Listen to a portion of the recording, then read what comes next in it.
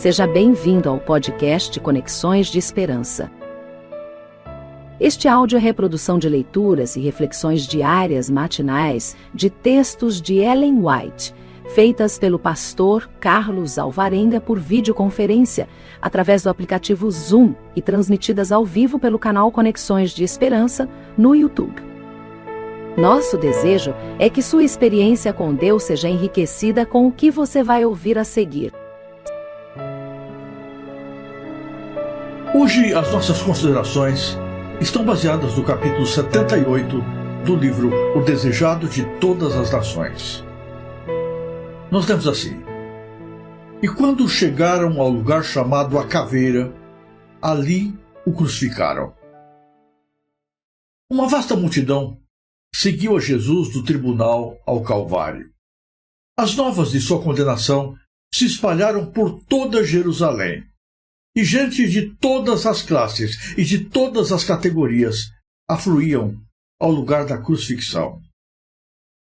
Ao passar Jesus à porta do pátio de Pilatos, a cruz preparada para Barrabás foi-lhe deposta nos feridos sangrentos ombros. 2 companheiros de Barrabás deviam sofrer a morte ao mesmo tempo que Jesus. E sobre eles também foi posta a cruz.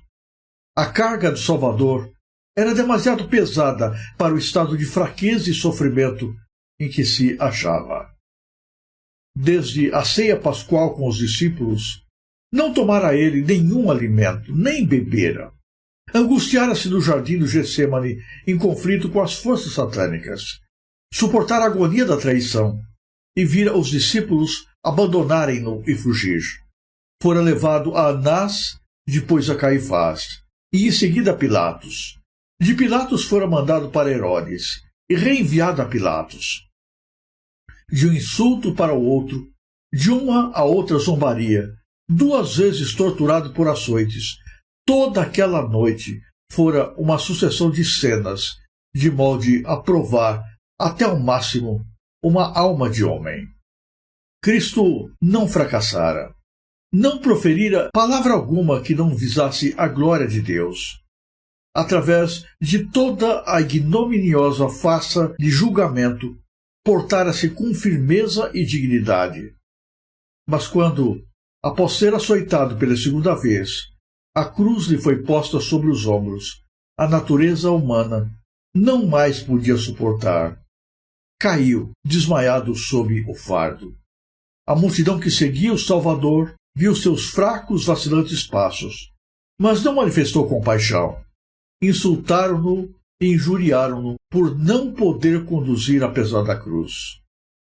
De novo, lhe foi posto em cima o fardo, e outra vez caiu desmaiado por terra.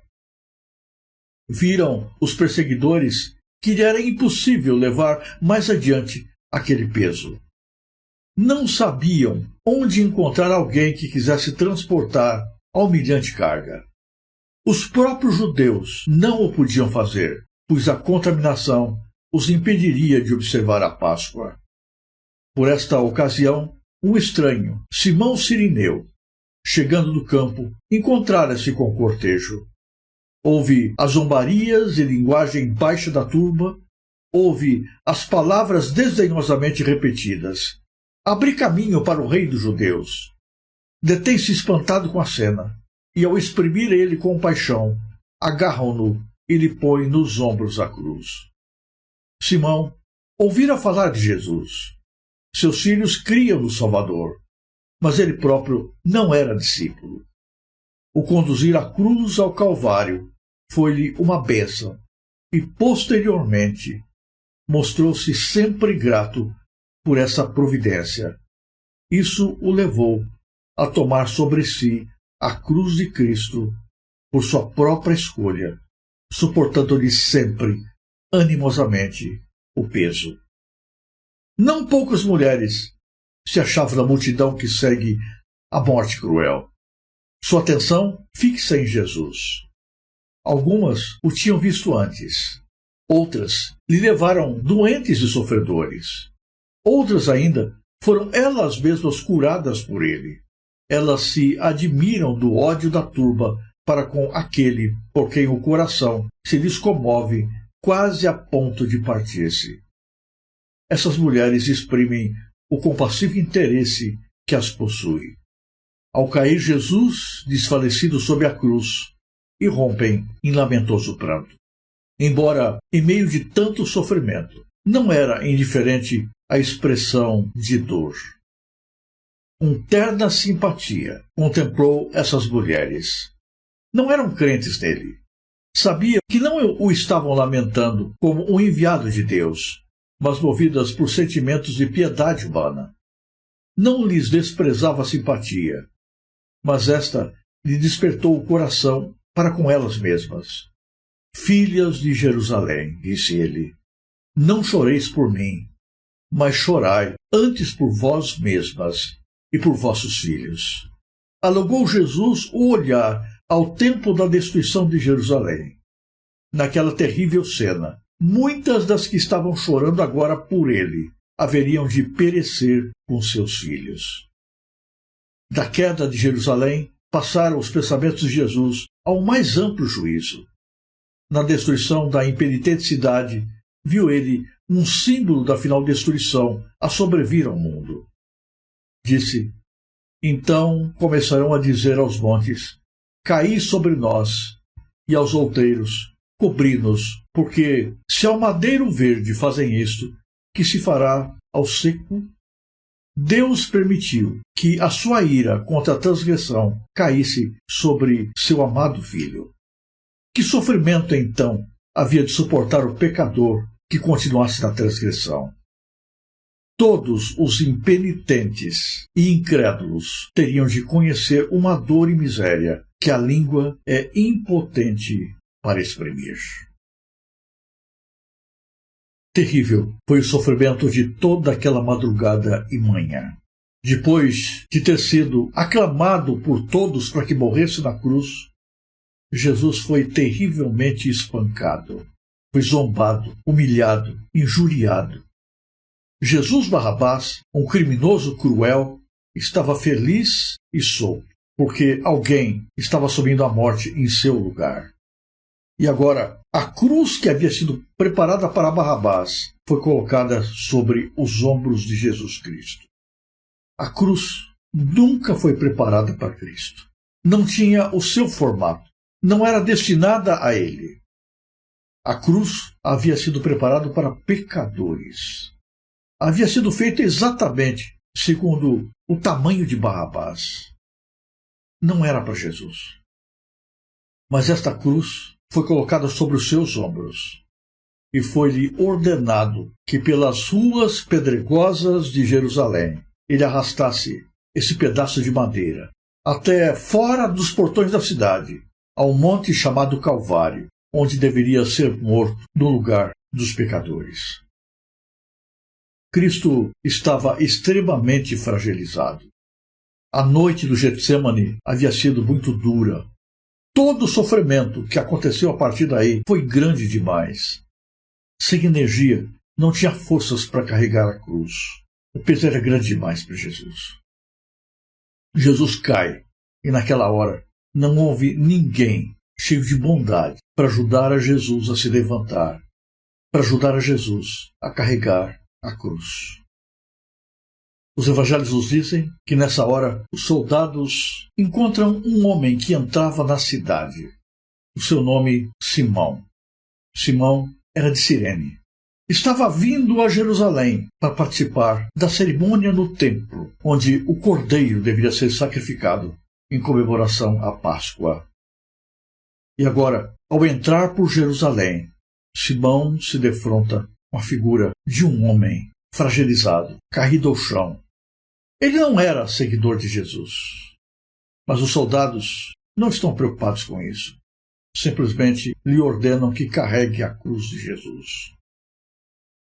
E Simão, contra a sua escolha, toma a cruz de Cristo e a arrasta pelas ruas. Ao carregar a cruz de Cristo, Simão estava tornando-se impuro. Não poderia mais participar das cerimônias do sacrifício do cordeiro do templo. não mais poderia receber nas suas vestes brancas o sangue salpicante do cordeiro aspergido pelo sacerdote. O contato com o sangue de Cristo o tornara impedido de estar na festa da Páscoa.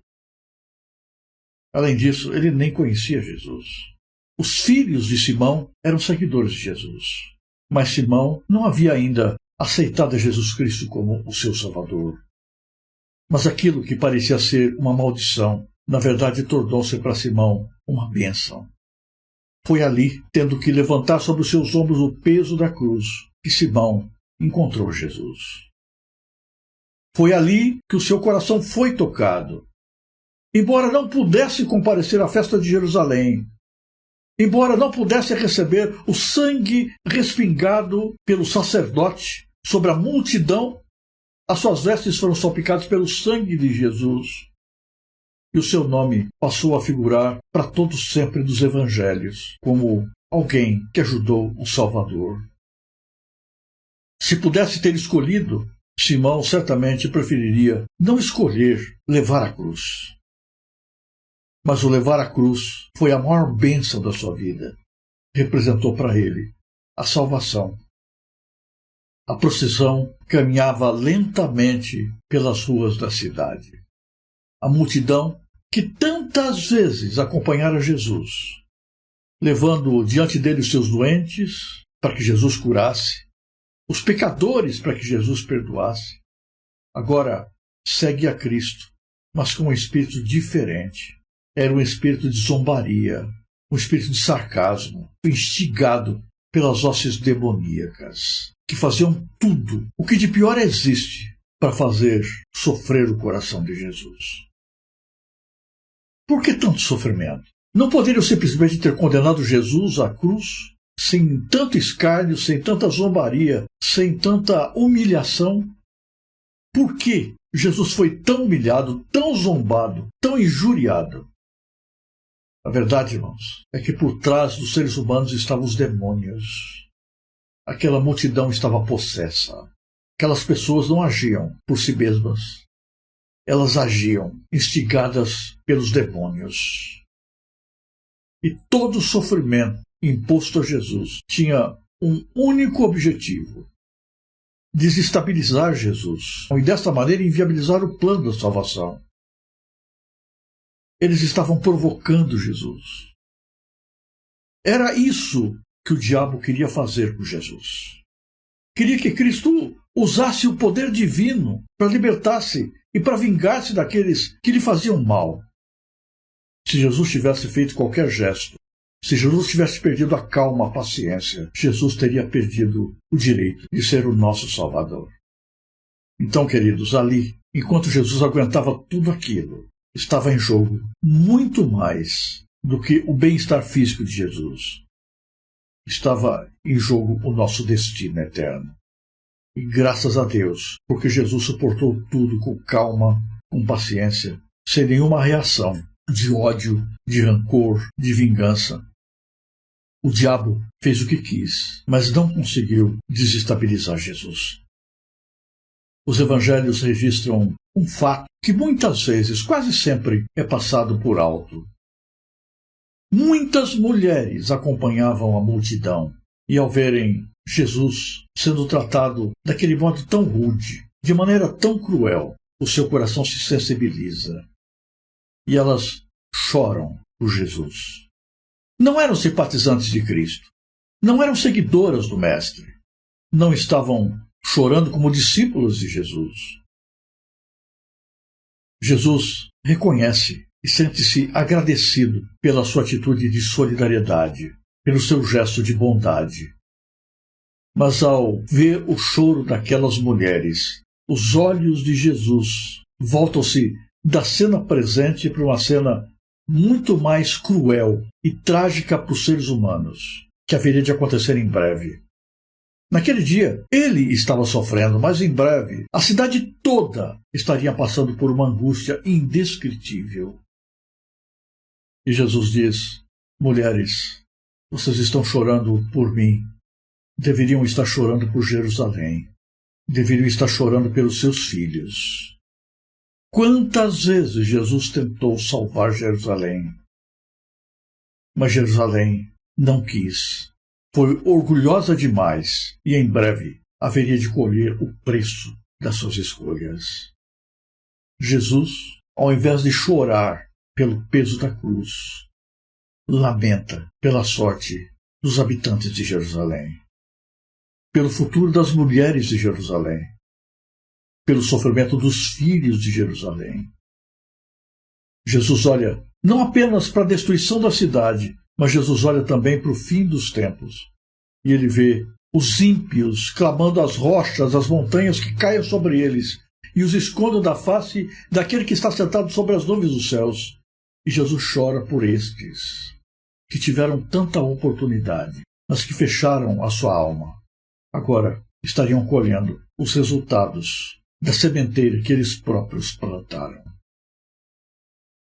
Ali, caminhando para o Calvário, sob o peso cruel da cruz, Jesus não chorou por si. Jesus chorou pelos pecadores que se perderão, pelos pecadores que poderiam ser salvos, mas que ficarão fora do céu porque foram indiferentes à oportunidade de salvação. O meu coração fica extremamente sensibilizado quando eu olho para Jesus. Cristo nunca viveu para si, nunca esteve preocupado consigo mesmo. Cristo foi maltratado e não recebido de maneira digna pelos seus. Mas Jesus nunca chorou por si.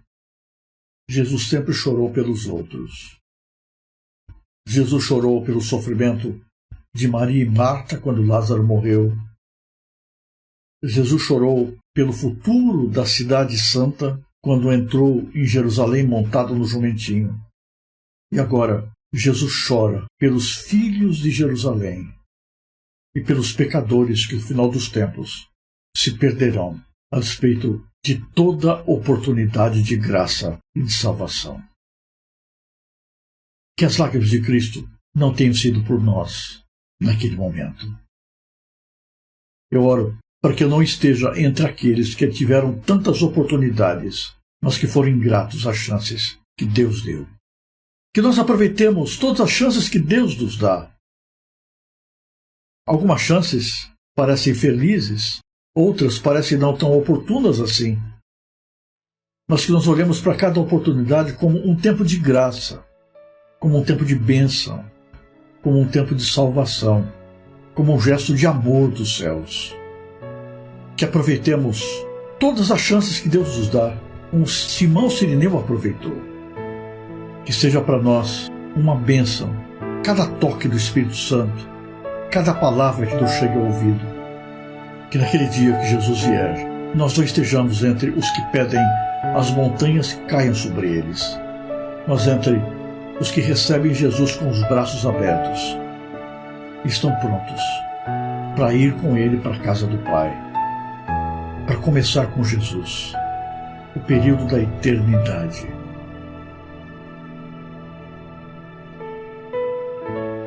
Se você apreciou este áudio, inscreva-se no canal para continuar conosco nesta jornada de crescimento espiritual. E se puder, não se esqueça de compartilhar com outras pessoas.